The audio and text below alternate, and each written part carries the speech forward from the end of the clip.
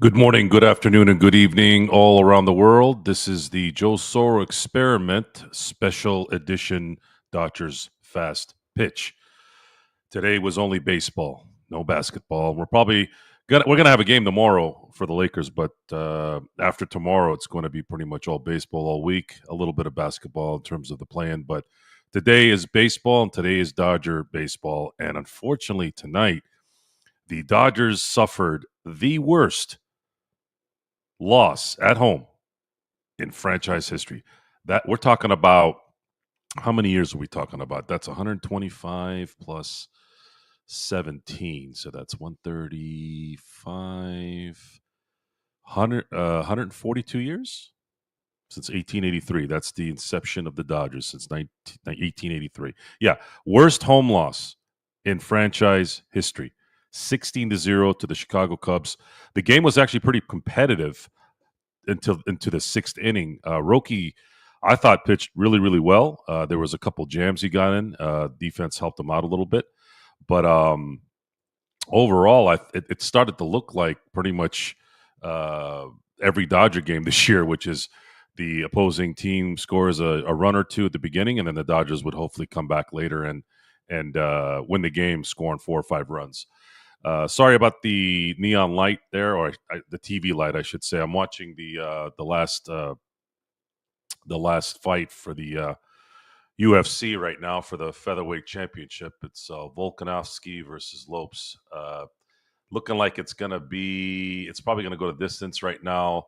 The champion is probably. It looks like the champion's leading in each round, so hasn't been too exciting. But again, whenever you can get a chance to watch some UFC, and it's a title game, usually it's always fun. At least for me, I'm a sports guy, so I kind of enjoy it.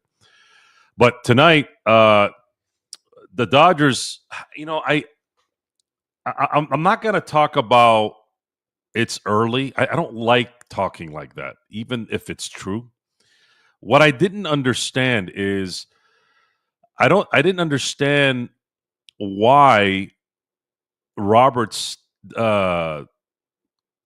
I'm sorry. I couldn't understand why Roberts kept Kasperius in for more than an inning. He wasn't really doing too well in the inning he pitched.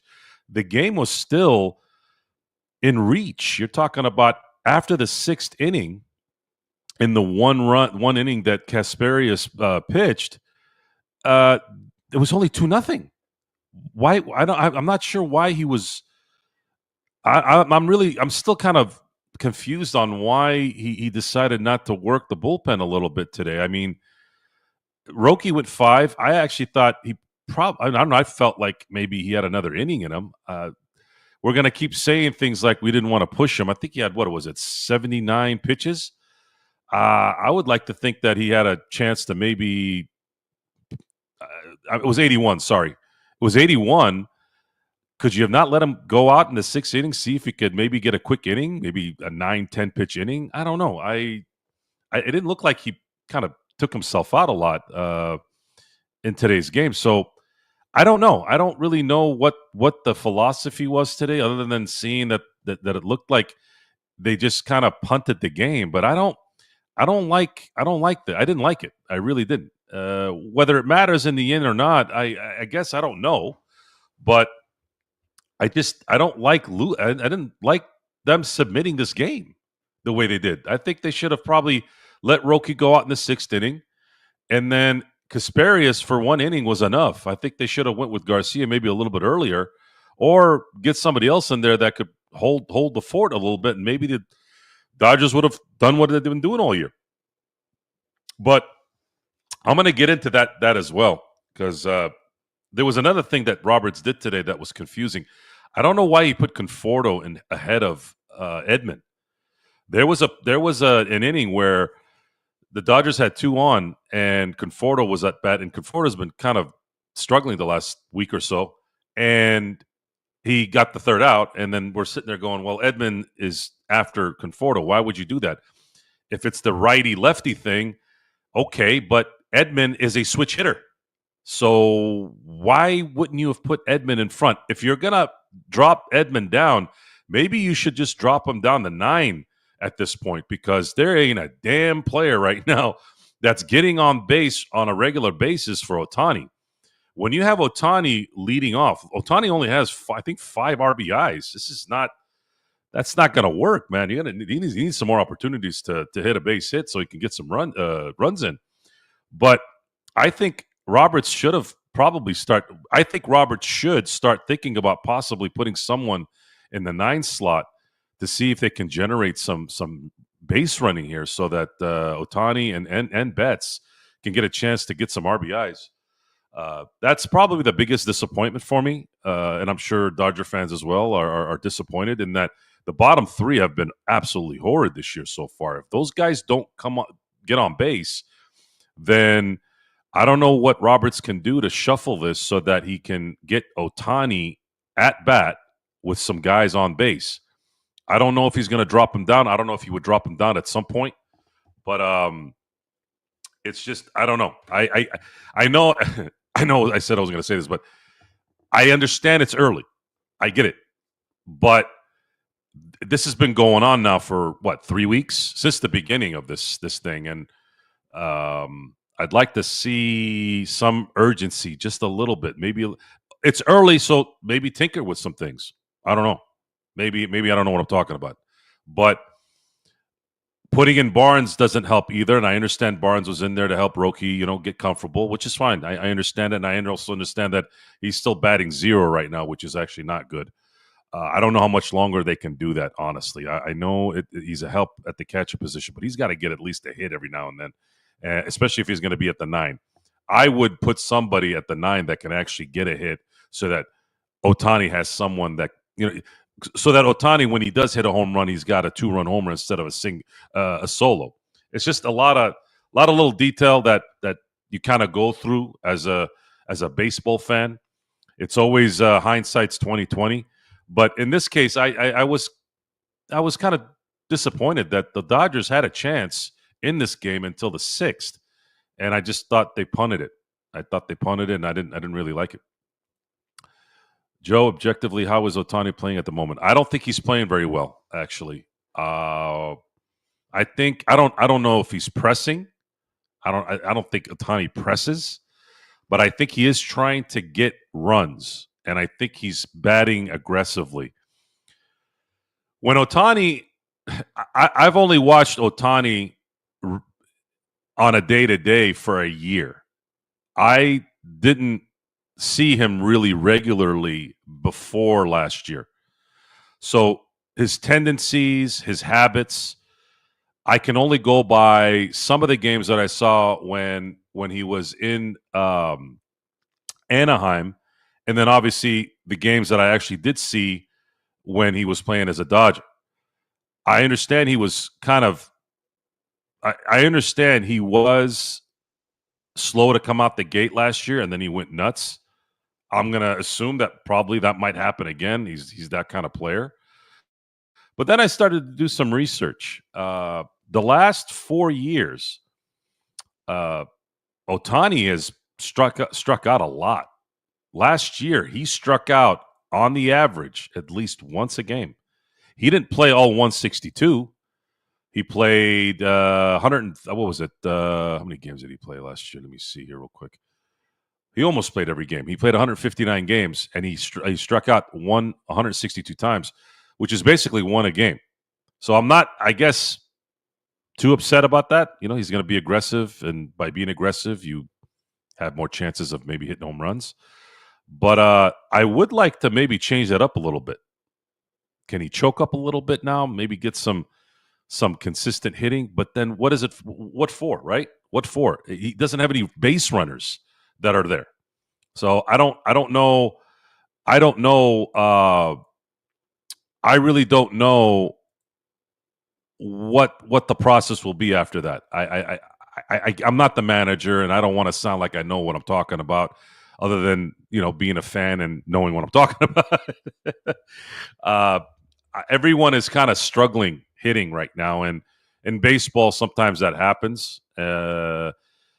Ohtani's still okay, but see, when you're as great as Ohtani, okay is not good enough. It almost looks like he's in a slump.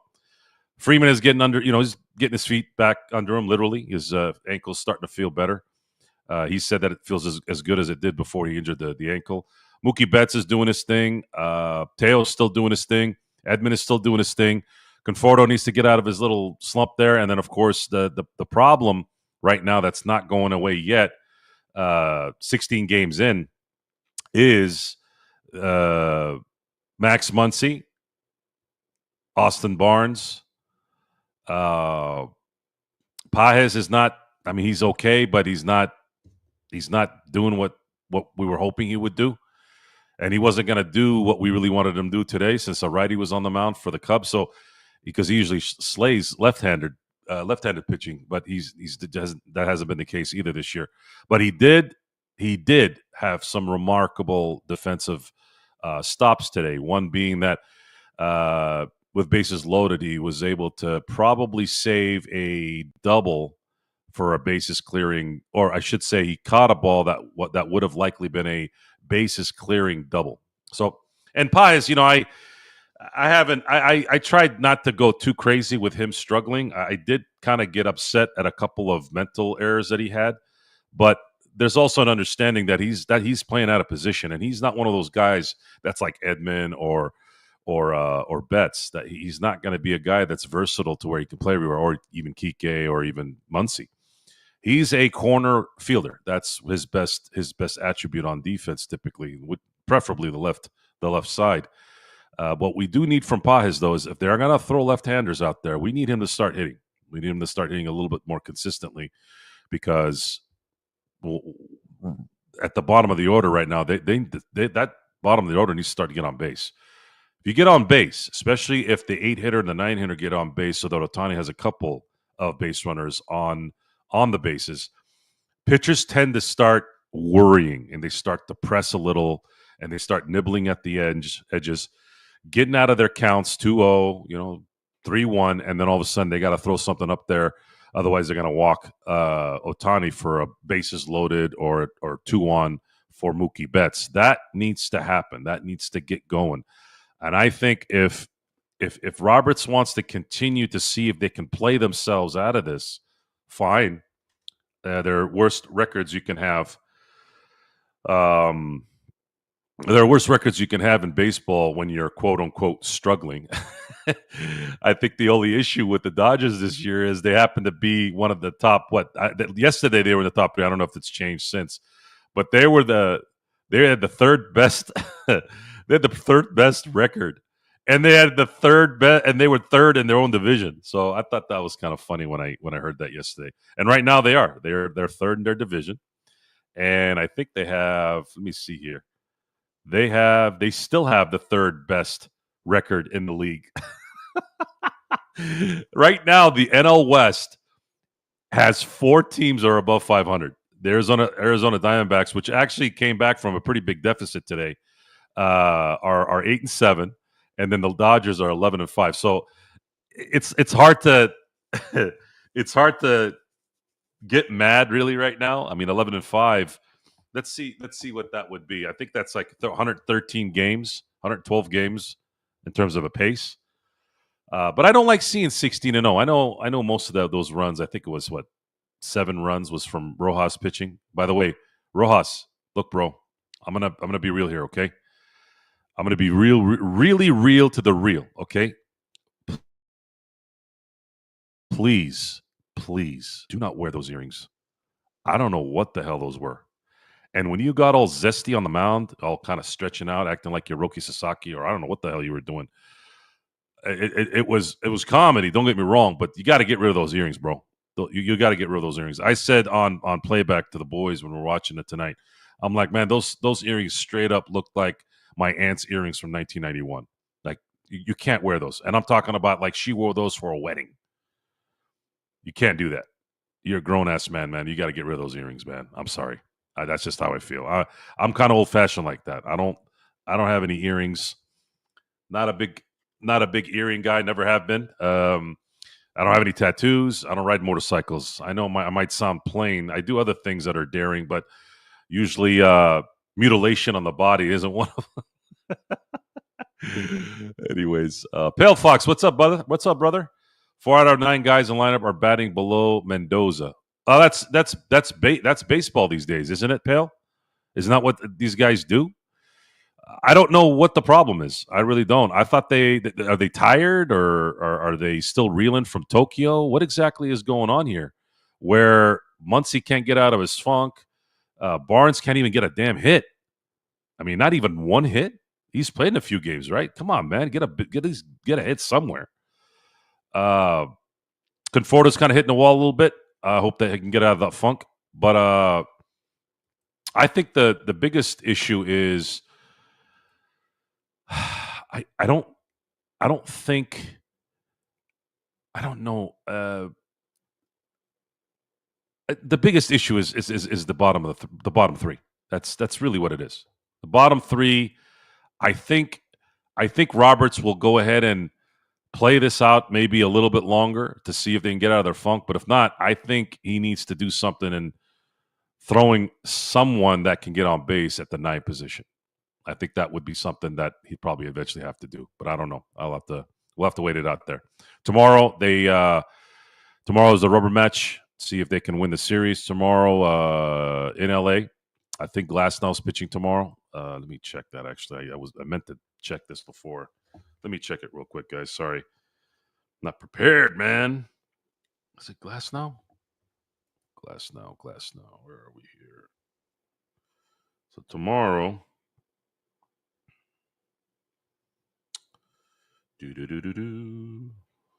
Yeah, it is Glasnow.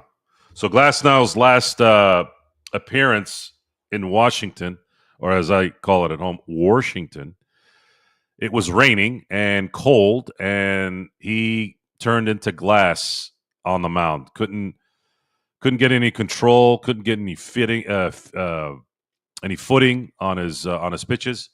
And for me, I'm like, dude, if the opposing pitcher is pitching, normal, you should be able to figure it out. So he was kind of mentally taxed out right after that. He walked 3 guys in a row and then he was done. So hopefully he can make up for that famine. I call Glasnow feast or famine. In Washington, he was famine. I'm hoping tomorrow he can feast, because if he does feast, you could see a 6, possibly 7 inning performance where he only allows maybe 1 run. Just the Dodgers need to come out like gangbusters tomorrow. Drop 4 or 5 runs. Give him some breathing room to just be able to pitch down the pipe and get some strikeouts going for him so he can build his confidence. Let's see. Well, I guess the flyweights game is over, so I'll go ahead and turn this off. There we go. All right, back to baseball only.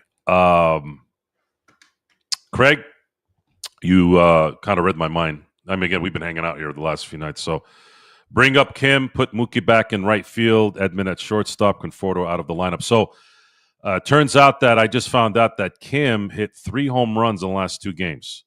I think this is actually going to happen soon. I think they're going to bring him up. They're going to put I don't know if they're going to put Edman at shortstop. I think if anything, maybe they put Kim at shortstop, leave Edman at second, since he's playing Gold Glove second baseman stuff, and then probably keep Cajes in center field. That's my guess. If they want to sit Conforto, see, I don't know if you should sit Conforto yet. And I think, honestly, just my kind of thoughts on this, I didn't like Conforto sitting when there were lefties being pitched. I think that doesn't break up your rhythm. I thought Conforto was a regular from left. Like you're paying him $17 million to be an everyday player, aren't they? I don't know why Roberts took him out when they were facing lefties. Is he that bad with lefties? I saw him hit during spring training against lefties. Beginning of the year, he was hitting off lefties here and there. I don't know. I just, when you do, I feel like when you do that, you start to kind of jack up your players a little bit. Am I the only one thinking that because things aren't working out, or I'm speaking out of term here? I don't know. Let's see. Craig, why leave Ben C in for so long? Yeah, he only needed to be in there 1 inning. I don't know why they kept him in there, other than the fact that they completely botched the game on purpose because they didn't want to use the bullpen and save him up for tomorrow. That's the only reason I think they did that. Too much beech nut. I don't know what that is, pal. What's beech nut? What's beech nut? Let's look for that. Hold on. I've never heard that before. Beech nut. Oatmeal? Baby food. Is that baby food? Oh man, that's funny. Let's see. Yeah, Volk. Let's see. Where are we here?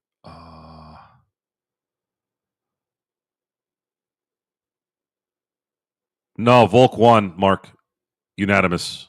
He won, I think, every round. That's chewing tobacco. Wow. Vessia's okay for now. Where was Vessia today?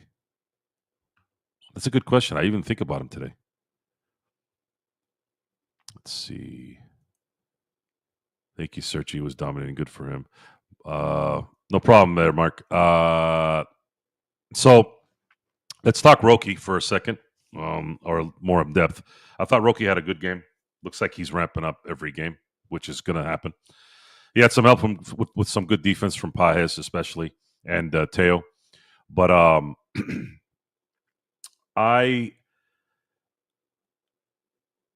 thinking if he can pitch 5 innings a game for the entire season, I would be shocked if he doesn't ascend, kind of like Yamamoto did towards the end of the year. If Roberts wants to keep him at 5 per game, I'm not going to go against it. Although I thought today maybe he wanted to stretch him out for another inning just to see if he could manage it. I thought 81 pitches is good, but why not see if he can get a 9 pitch inning?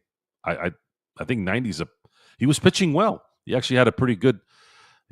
Those last 2 innings were actually pretty good, pretty productive. So I don't know. I think my mind is still kind of hanging on subconsciously to the old way of managing pitchers. I don't want some Tommy John BS to happen, obviously, and I don't think the Dodgers organization wants that. But I didn't think Roki was spent. I thought he probably had another inning in him, and if he wasn't, if he got a couple guys on after 9 pitches, then take him out at that point. I know that his confidence plays a factor in that too, but I would have probably sat him down and said, "Listen, let's see how you do for 9 to 10 more pitches, and let's see if we can get 3 outs out. But if you don't, and you get a couple guys on, don't worry about it. But I want to see something here. At least that's what I would have done. But didn't work out like that. Kasparius came in, had a kind of a crappy inning, and I thought, okay, good. Kasparius will go out after an inning, and then maybe they can put in somebody else to kind of keep the game in hand. And then all of a sudden, it went to crap in the 7th inning. Kasparius and Garcia absolutely got just destroyed in that inning, and then it never ended. Of course, they got Rojas in there, and it was lights out. Craig Roberts trying to build confidence. See, look, I understand that. I understand the confidence part, but don't you want to be challenged a little bit? It's. I mean, that's what you do, right? Like let's see if he couldn't hack it, then that's fine. Don't worry about it. We kind of set you up for this to see how you would react, and then maybe you still have a chance in this game. I look at every game as an opportunity to win it, especially late in the innings like this. If you're gonna be only down a couple runs, come on, man, you got to go for it at that point. But it didn't work out like that. Oh, that's right. Okay. Search, thank you for letting me. Totally blanked on that. I remember seeing that logo of Beech Nut. See, I saw Beech Nut, Beech,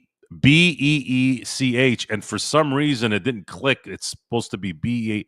Beech Nut. Now I remember that shoe. I had guys that I grew up with that were using that stuff, especially my football coaches. I don't think they chew anymore now. Let's see. Don't forget, in Korea, they don't consider you a man until you're 30. LOL, be just a boy. I didn't know that, actually, Mark. That's an interesting scenario. Kasparius or whatever has his name looks no good to me. Again, no F all, but naked eye, he isn't. No, Kasparius has been pitching really well. This was his worst outing of the year. I don't think he should pitch more than an inning, though, especially with how bad he looked. I don't understand punting this game. I really don't. I just don't get it. I didn't know that either. Wow, Xboxy. Oh, the Korea thing, yeah. But I was. We're encouraged. We're encouraged with Roki today. I just wish he would have had a chance to maybe be part of a win, if if not the decision, but at least him pitching a game where they won. It's actually a real nut used across South America and Asia to get high. Pale, do you chew? I've never chewed. I always thought that. I remember my dad, God rest his soul. I remember one time he took a dip when he was playing golf with one of his boys. He had never dipped before. This was like when he was in his 40s when this happened, and he's sitting there and he's acting like a baseball player, like got the little clue in there. He's like, yeah, I'm a ball player now. He's like, starts spitting out, and all of a sudden he goes, "Holy crap!" An ocean, a wave of headache and buzzness went to his head, and he's like, "Whoa!" And he just like, "Oh man, what the hell am I eating?" It's like smoking a cigar and accidentally inhaling, not directly while you're smoking the cigar, but you're inhaling that cigar as it resonates in the air, and your head starts to go, "Whoa, ooh!" And sometimes you'll drink a particular drink that enhances it even more. But stay away from the chew, guys. I really highly recommend it. Unfortunately, we lost Tony Gwynn to that, from mouth cancer, and it's San Diego has never been the same since he's been gone. There's a little bit of a light that's dim there, especially with him and Junior Seau. Oh no, don't worry about it, Khon. I was watching it too.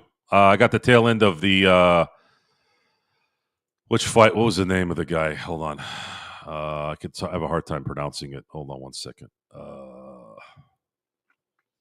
Volkanovski and Lopes. Volkanovski, I believe, won in a unanimous decision. Unanimous decision. And still the featherweight champion. Featherweight champion. What is the weight of a feather? I always forget that. Feather weight.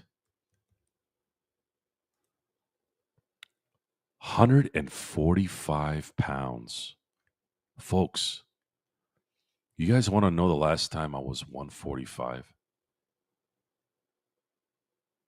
In between, I think it was in between eighth grade, the beginning of my eighth grade life, and in the end of it. 14 years old was the last time I was 145. I was 14. These are grown men at 145. I do remember because I was obsessed with height and weight at the time because I wanted to play ball my whole. I wanted to play football and make it to the NFL. And I'm like, I went from 145 at the end of eighth grade. I was 155 my freshman year. I made it to 170, 175 my sophomore year in high school, and then I went up to 185 in junior high, and then I was up to about 200, around 200 my senior year. I think I might have gone up to 220 at some point, but I can't remember. But 200, 210, 220, that was kind of my weight my senior year. So it's always been that way, right? But yeah, I don't know how these guys. I mean, I know how, but it's just crazy that grown men are 145 pounds. That's just crazy. My right leg is 145 pounds. Okay, let's see here. All right, get to some of your comments here, Pale. I did it a few times in high school, hockey, baseball. Yeah, big buzz. So you're talking about the chew, the beach nut. That just sounds weird. The Spanish fighter who beat Volk is best right now. I haven't been following UFC a lot. Not a lot of big stuff. Joey, when did you hit 6'3"? I hit 6'3" senior year. I think I might have grown an inch between my senior year in high school and my freshman year in college. Not only that, I used to slouch in the early 2000s. My then girlfriend, who's now my wife, she said, "You slouch when you walk." And I remember vividly, there was a kink in my back, right in the middle of my back. I think I was on the left side. It would always strain like 4 or 5 times a year. It wasn't even me doing anything. It was just I would strain it, and it would just be random. Like, what is the deal with this area that's always hurting me? It would go away, then it would come back, would go away, it'd come back. And then I realized, she told me, she goes, you slouch because you're constantly trying to compensate with walking, talking to people who are shorter than you. I'm like, wow, really? So I started walking like this, and it felt like I was walking like Frankenstein or a mummy. I'm like, am I going to really walk like this? So what I did was I started walking like that. I started walking more upright instead of slouching. And of course, it was weird at first. And then I had her video me. This is before we had video stuff on our phone. So I was like, can you video me on our camcorder to see if I look weird walking like this? And when she pulled out the camera, I didn't look like I was walking weird. I just thought I was, because it was such a change from walking like this to walking like this. But now I walk like this all the time. Now I'm shoulders up, back is out. Even when I'm sitting, usually, except for this chair once in a while, I'm usually, making sure my back is straight up. What's that like? 19 to 20. What are you talking about, Mark? What's 19 to 20? Oh, got some weird people following me on my Instagram. It's like certain countries all of a sudden start following me. Haha, back pain after making love is just Mark, I've never had a back issue after making love. Let's see, Pale Fox. I think it's cute to play Mookie at short, but he needs to go back to the outfield so I can stop holding my breath. Well, they're gonna have to bring up Kim before they do that. And I thought I'll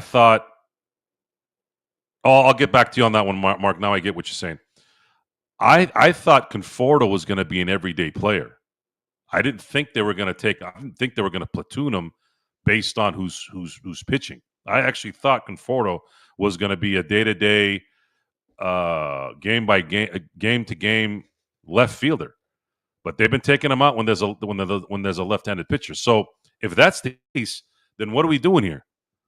Seriously, just move Teo back to left, put Betts back to right, and then put Edman. I guess put Edman at. You could put Edman in center, put him back at center, and then figure out a way to put Kim at shortstop, and then whoever you want to put at second base. The team has several second basemen. Kike can play second base. I don't know. I don't know what else they can do there with if they're really struggling. So it's going to be interesting. I think what's going to likely happen is they're going to play this month out. Because think about it for a second. Let's say they keep this pace, right? Let's say they're 11-5 in the next 16 games. So if they're 22-10, what is that? 22 by 32. So that's a 6.87 winning percentage. So what are they? 6.8. So that they're still on pace. Let's see here.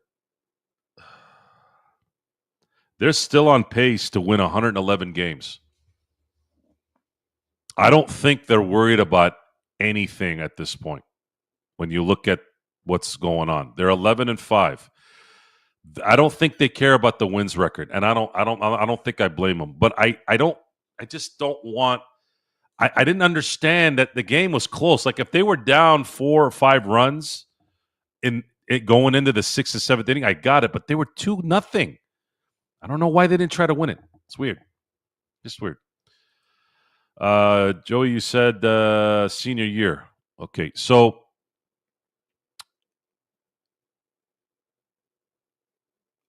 senior year is 18 here. My senior year in high school, I turned 18 March of 1996. So you had April, May, June. 3 months later, I graduated from high school. And then after I graduated, was it mid-June? It was July. 2 months later, I moved to San Diego to attend San Diego State. And that's where I joined this fraternity a year later. A year after that, or 6 months after I got to San Diego State. Let's see, Caspa let in 5 runs in 1 inning, and it was over. Yeah, that was the second inning he came in. He should have stayed. He should have just pitched 1 inning. Let's see. Does this happen in baseball? Yeah, but I didn't. I mean, I don't know, man. I don't know. I don't know. I don't know how to really. It's 16 games in. I don't really have. I don't really have a definite feeling yet on anything. I'm kind of going with my heart at this point. Like I don't like losing 16-0. I don't think you should ever lose at home 16-0 for any reason. I don't know. I just don't like it. It's kind of like Barca or losing 4-0, coach would be fired. Yeah, man. I mean, I don't know. I don't know. This game was in. There's a chance to win it. It just, I don't know. Just quitting like that and that stuff.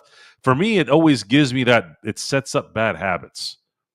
Something like this, losing 16-0 at home. I don't know. That sets up bad habits to me.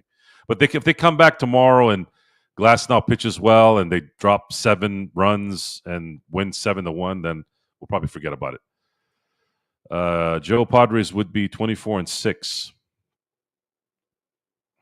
They're undefeated at home. I think they're 8-0 right now. We knew Padres were going to play well. I think the surprise right now is the Giants. I don't know if they're going to continue this. I know that Buster Posey is the guy in charge over there. Maybe he's got some old championship kind of metal that he's teaching them on how to focus.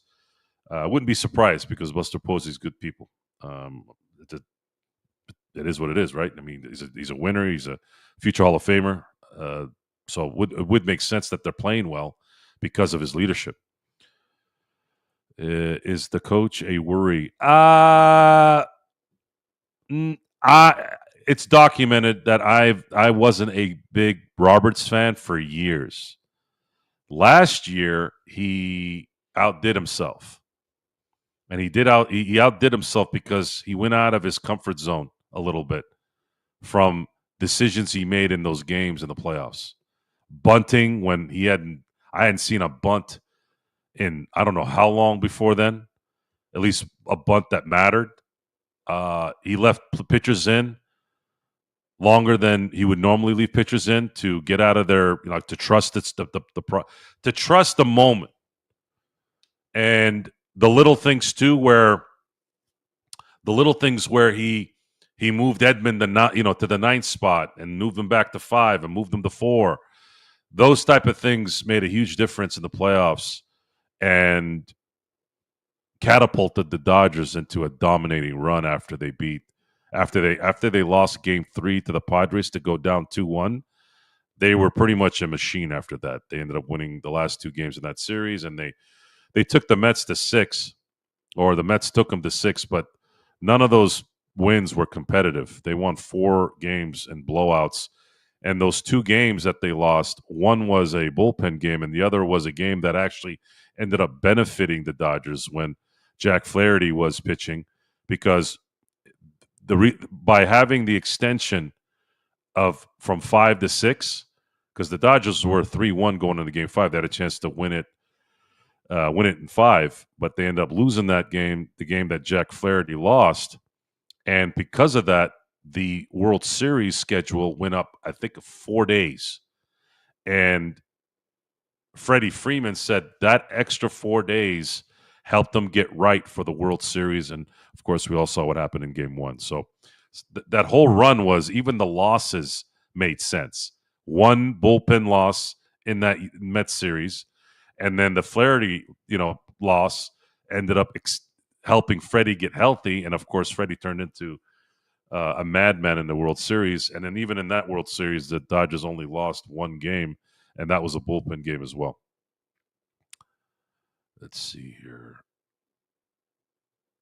Search, no excuse for 16. No answer, just questions.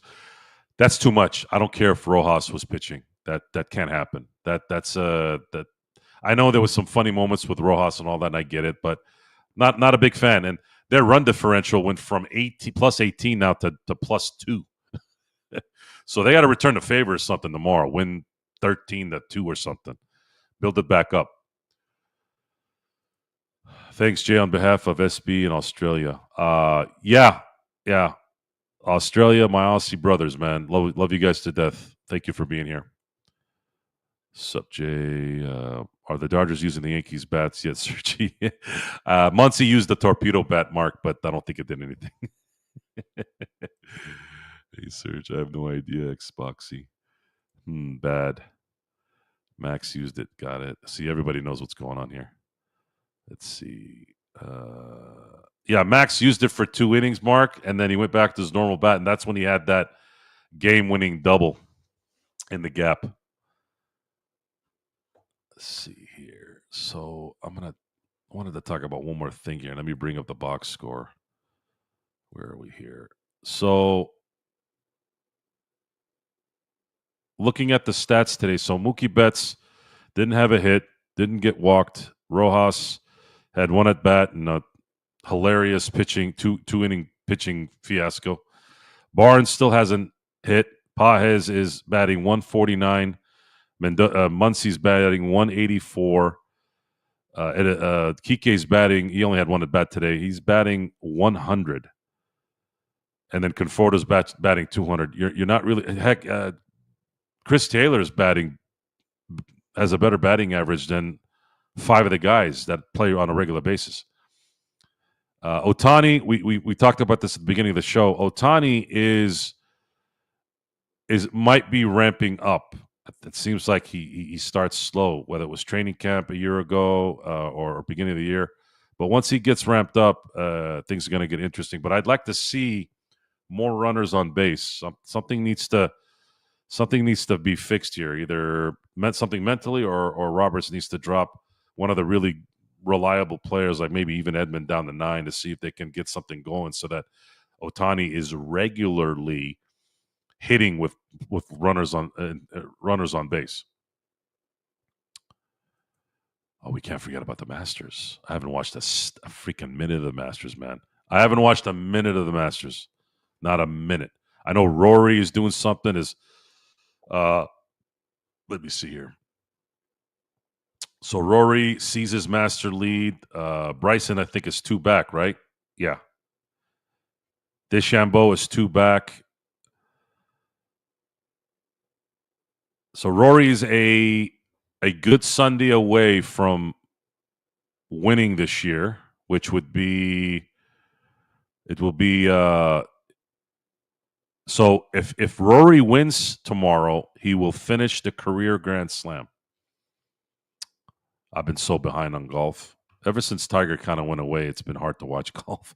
Rory's not one of those guys that are very appealing. I mean, I respect that he's a kind of up in your face type guy. Like, he'll tell you the truth to your face, but it's not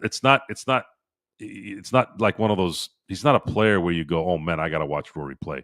As great as he is, and he is, that it's not there. Unfortunately, it's not there for me, and it's just what it is.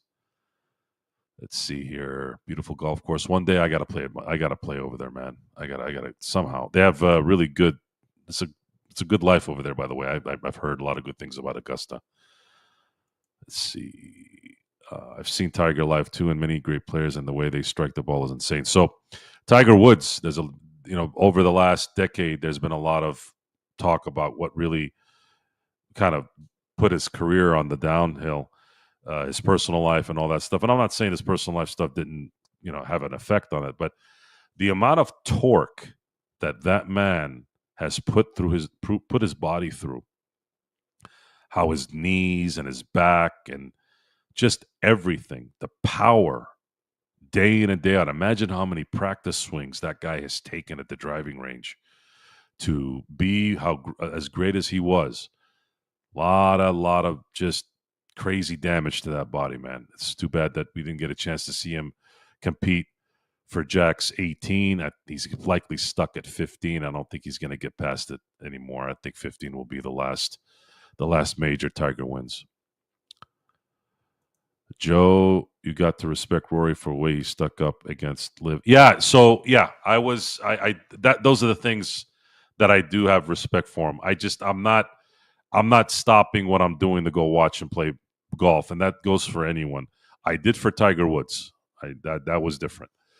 Uh, but yeah, LIV was one of those things where he might have looked at that beyond the money thing. And we, Mark, you and I and the crowd on LFB, we always talk about the money thing. If money's always going to be the driving force to everything you do, you're going to lose your soul at some point. You're already rich. What are you really, really selling yourself for in the end if it's just about money? Are you about the quality? Are you about the lineage? Are you about the history? Do you respect the history? Do you respect the people that know what they're doing here? Yeah, I do respect him for how he stood up to that. Absolutely. Jerry West and Oscar Robertson won their only title together. No. Uh, Oscar Robertson won his title in '71 with Kareem when he went to Milwaukee. Jerry West won his obviously a year later in '72 with Wilt.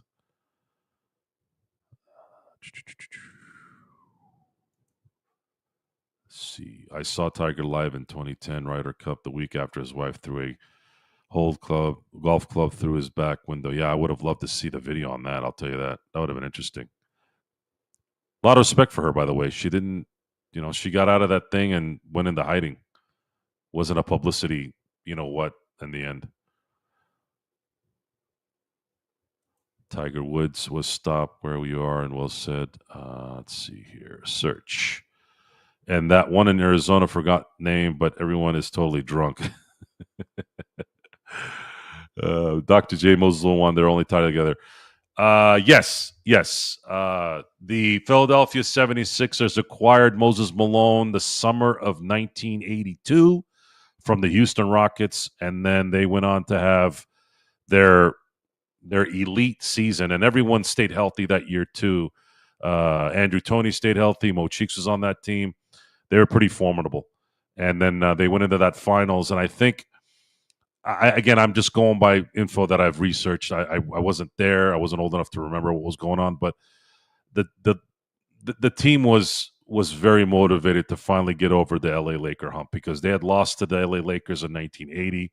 They had lost to the Lakers in 1982. They had lost to the Celtics in '81. It was Dr. J having to go through either Magic or Bird for 3 years after he had already had to deal with deal with in 1977 being up 2-0 against Portland, having to relinquish the next 4 games and having Portland take his title then after he had gone to Philadelphia after the ABA-NBA merger, and I think it was in 1976.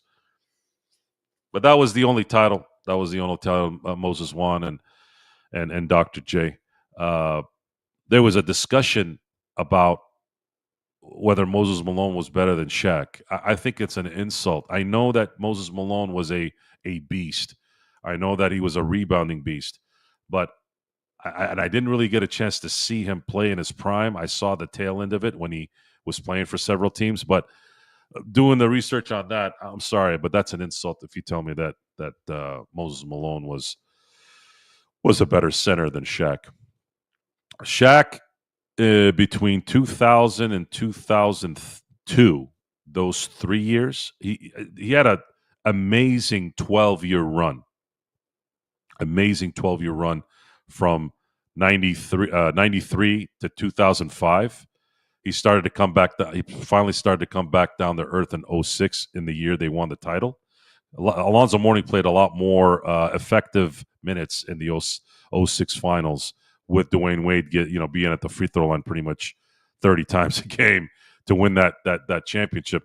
So from 2005 to 93, Shaq was an unstoppable force, and 2000 to 2003, he was at his peak. I mean, he was at his peak for 12 years, 13 years, but those 3 years they won the title, he was at his peak. And I have a hard time thinking that there aren't maybe only one or two guys that were ever better than Shaq at his peak. As a matter of fact, he has an argument to being the best when he was at his peak. You're talking about 3 Finals MVPs in a row. You're talking about 3 championships in a row. He got robbed of the MVP in '01 and got robbed of the MVP in '02, in my view. He should have been a 3-time MVP, 3-time in a row MVP. And that was even with shit with Kobe coming into his own in '01 and in '02. That's how good that team was. Let's see here. I love when you guys bring up the history stuff because I get to start yapping a little bit. I really don't want. Let's see these.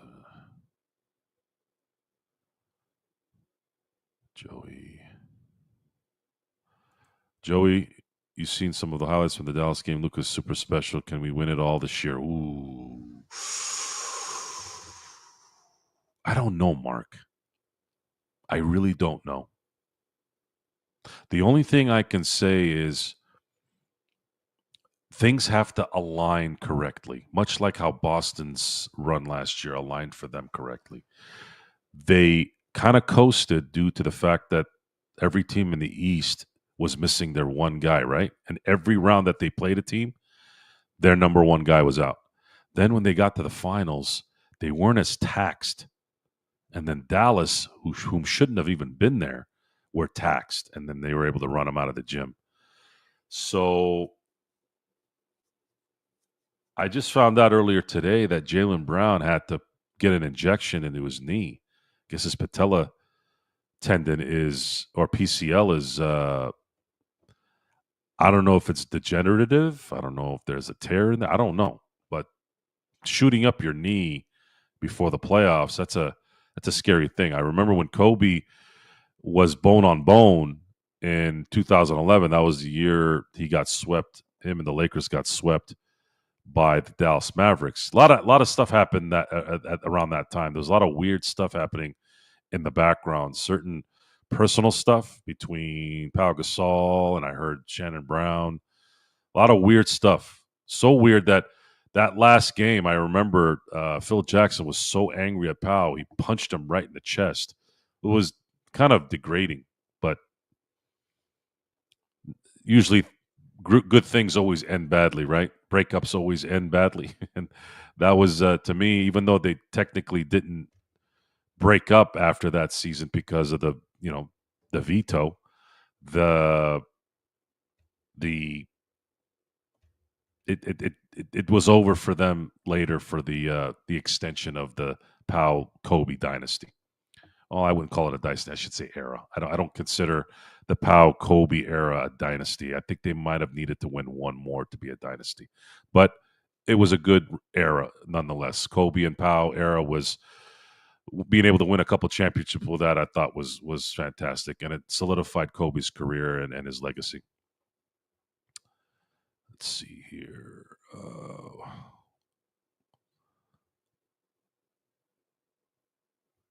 We're slowly going back to basketball. See, maybe I shouldn't have put the Dodgers fast pitch tonight. I know I'd probably be talking basketball a little bit.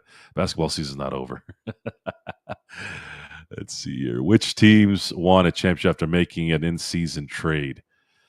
Uh the last one I remember that was a significant, like an all-star type player, was the '04 Detroit Pistons and the 1995 Houston Rockets when they acquired Clyde Drexler. This is different, though, Jay. We're talking about Clyde was kind of on the downhill of his career. Rashid wasn't necessarily going on the downhill, but he was kind of like maneuvering into the right team. Luka is a superstar. I don't remember a superstar that's about to hit his prime traded in the middle of the season and then gone on to win a championship. I don't think I've ever seen that. Most of the superstars that get traded usually get traded in the offseason. That's usually how that goes.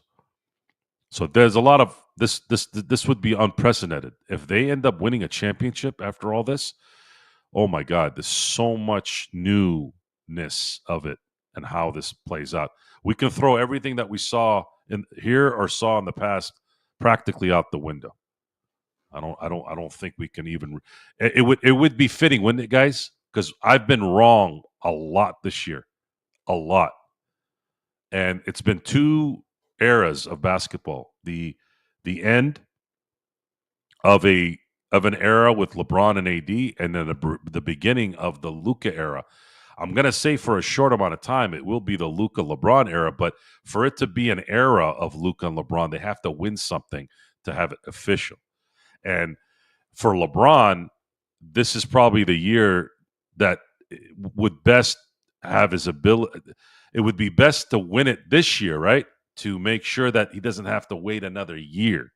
The longer every year you have LeBron, you're zapping his juice more and more. So if you can get away of somehow managing to get a title this year, which could happen, guys, and I'll say it this way: it could happen,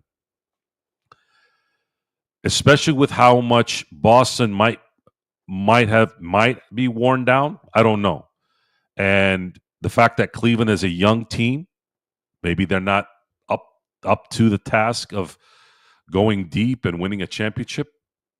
Usually, young teams aren't winning championships. And then you have Oklahoma City, who's kind of in the same boat like Cleveland. It's a lot of ifs, but we've said it before. When you have Luka and LeBron in a game, anything is possible. Anything's possible. And they're going to have about a week and some change to rest and get ready for the first round. And we'll know by this time tomorrow night on who they're playing. If they play Golden State, the NBA, I'm sure, will enjoy that. I'll enjoy it. You'll get a chance to see the LeBron versus Curry, another LeBron versus Curry series. And I would be happy because travel would be less. It would be an hour flight each way. And I think that would benefit the Lakers greatly if they don't have to travel too far.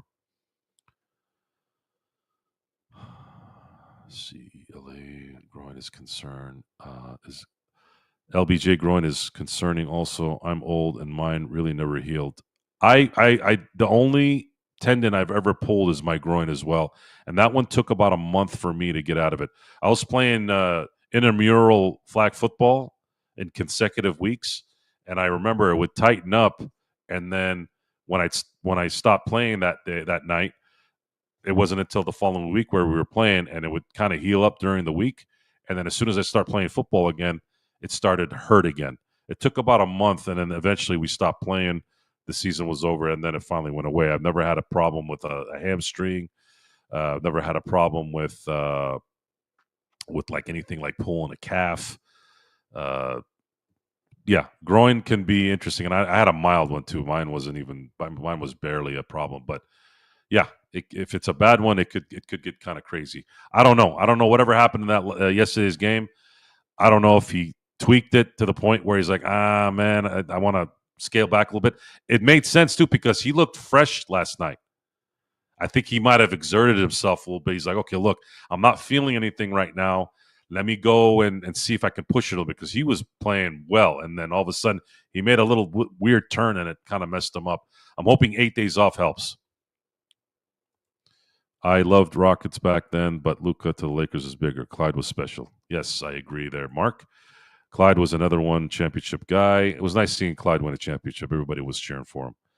If JJ wins a chip as a coach in his rookie season, he might be the Lakers coach for the next 10 plus years. With Luka being there, there's a high probability. Yes, it's kind of like the quarterback in the NFL. If you have a franchise quarterback that's going to be 100%, scary in the NFL year in and year out, you notice that most of those coaches stay there. Sean McDermott's in Buffalo, Zach Taylor in Cincinnati. A lot of these guys wouldn't have their job if they didn't have a franchise quarterback. Timothy McVay out in L.A. with Stafford. Campbell with Jared Goff. These guys they have quarterbacks. They have franchise quarterbacks that are leading them to wins and deep playoff runs.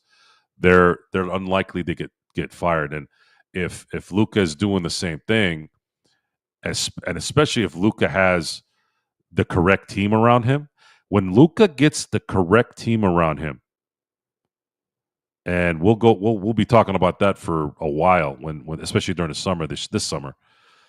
You're talking about these guys are going to be perennial deep in the playoffs championship team.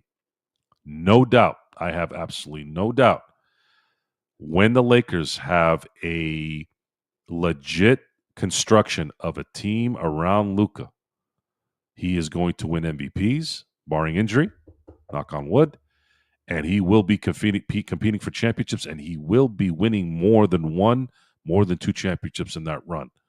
Now, the only question I have is who's going to be his running mate after LeBron? Jokic, are you hearing me? Jokic, can you hear me? Giannis, can you hear me? So here's my hope.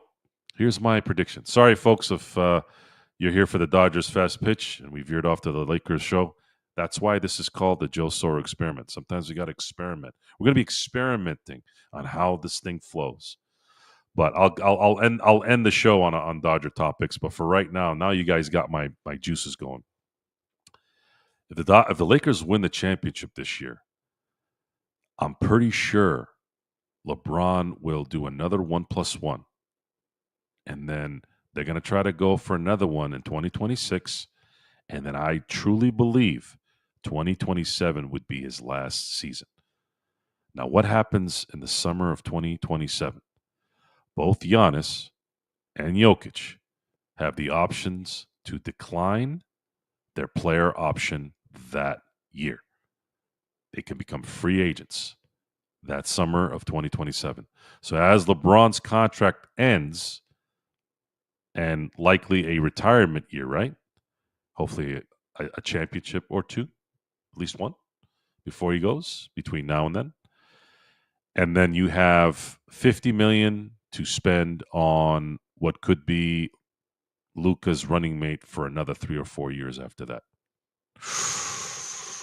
Man, how much would the Lakers be hated at that point? I mean, they're hated already, but could you imagine that? Could you imagine going from LeBron to Giannis or Jokic? Woo-wee! And JJ will be there the entire time. Speaking of coaches, that dimwit at UConn is apparently interested in talking to the Denver Nuggets. Mr. Dan Hurley has mutual feelings for the Denver Nuggets. So Kroenke is going to have to make a decision on who he wants to coach his team, and it looks like Hurley might finally want to get out of college basketball. So I'm going to say the odds are pretty high that I think if there's any kind of connection there that makes sense, because he'll want to coach Jokic, right? Because that's like having the franchise quarterback, right? So if that's the case, could see that guy next year as an adversary, and there'll be plenty of fodder to throw at that. Let's see, sports baby. A 4-time All-Star has missed 7 of the Celtics' last 15 games due to a bone bruise with the PI. Yeah, I'm gonna monitor this Jaylen Brown thing. That thing came out of nowhere, so we're gonna have to wait and see. Braun has the best doctors in the world versus us.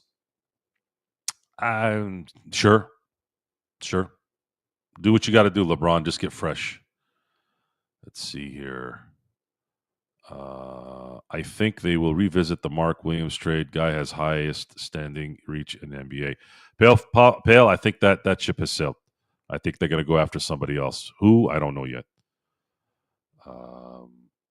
Let's see. Hard to predict Jokic because centers, big men in general tend to get injured. Hope he stays healthy. Normally, you're right, but Jokic is a sloth. He doesn't exert a lot of energy. He's extremely effective being very slow, and he hasn't had any debilitating injuries. Knock on wood. And I believe even in their early to going into their mid 30s, I believe they'll still be effective, especially when Luka is in his prime square range. Luka is 26, guys. So think about that for a second. He'll be 27 and 26. He'll be 28 and 27. So that summer, he'll be 28. What do we tell you guys about the prime years of an NBA basketball player? 28 through 32.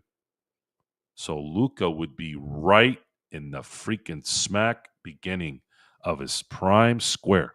Now, I think his prime square is actually going to be now. It's starting a little early, but that is at its freaking. He could have already won a championship by then. So imagine if you throw a seasoned Jokic or a seasoned Giannis, their load is going to be lessened because Luka's there and he's in his prime square. And then you build around those guys, and I think you have a very good chance at competing for a championship for at least 2 or 3 years. It could be somebody else that comes up for all we know. Hurley would be amazing in Denver. I think it would definitely build a continuous rivalry. What if the Lakers end up playing Denver in the first round? I don't know if that's possible. I have to look at the schedule, but it would be interesting. It would be interesting. So we'll have to wait and see what happens tomorrow. I'm not going to prognosticate anything right now because there's so many details here and there. I think it's best to just wait till tomorrow's done. Then we can sit here tomorrow night and go through all the scenarios.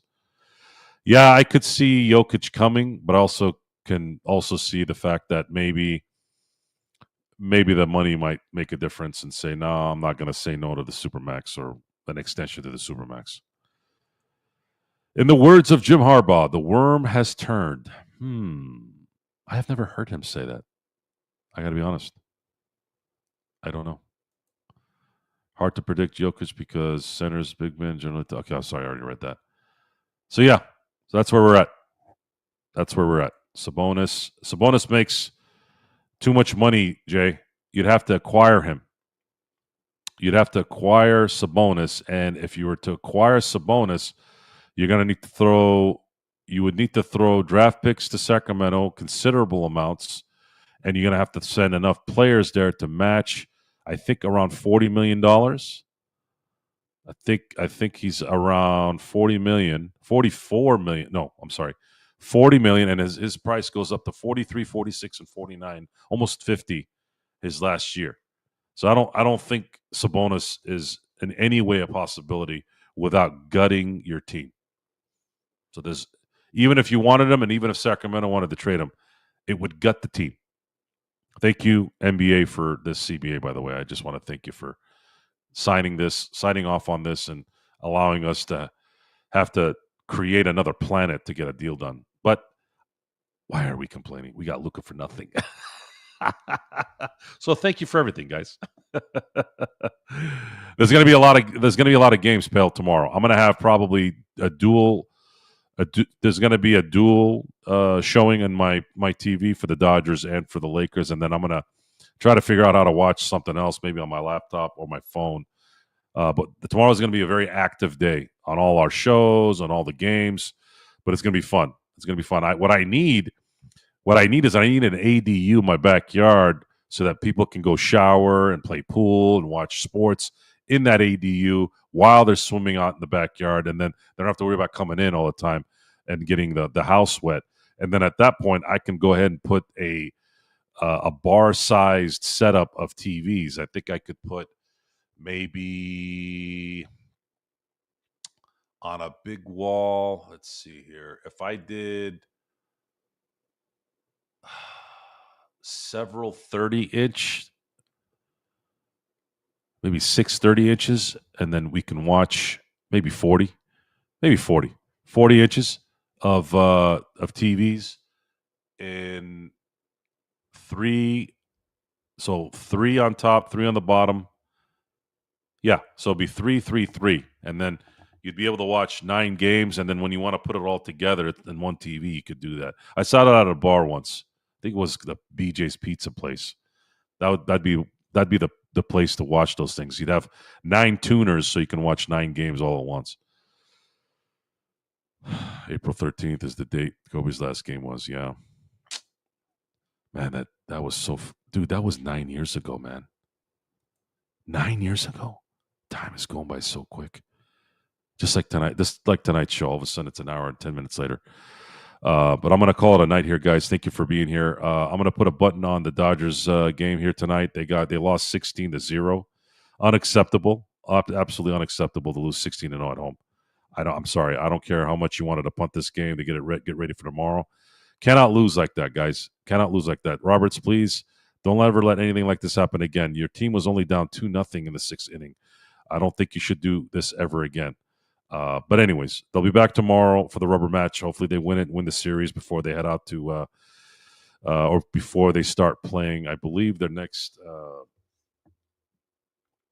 should have, dude. I saw this freaking all day today. I don't know why I forgot. Colorado. So they're going to play Colorado on a Monday, Tuesday, Wednesday, and Colorado always plays the Dodgers really hard. So it's not going to be one of those things where the Rockies suck, which they do, and they're just going to coast. Blackman, luckily, is retired, so that'll help. But the Dodgers need to make up some ground here. So win tomorrow and then sweep the Rockies, and they're back up 15-5 after 20 games. I think that'll work pretty well.